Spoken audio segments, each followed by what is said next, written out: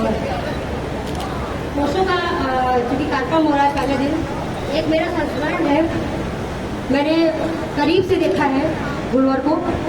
बहुत छोटे थे हम और ध्यान और चिंतन, इसको ध्यान से सुनिएगा, ध्यान और चिंतन की बात होती थी। योग हमने उन्हीं से सीखा।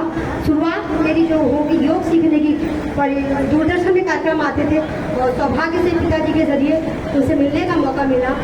और एक ऐसी जगह जहाँ पर एक आश्रम था, वहाँ पर मिले और उन्होंने ध्यान का जो मंत्र बताया, उस समय तो नहीं समझा, लेकिन वो शब्द हमारे जीवन में गूंजते रहे।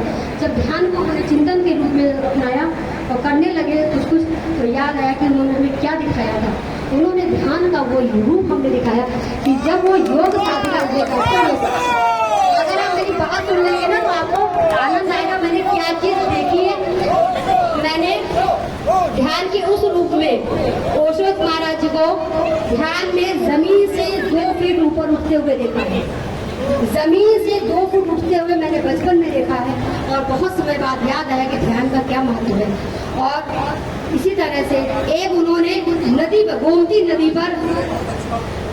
नदी पर उन्होंने लेट कर ध्यान का मंत्र बताया कि गोमती नदी में कैसे तैरा जाता है, नदियों पर कैसे तैरा जाता है, अपने श्वास को कैसे बैलेंस किया जाता है।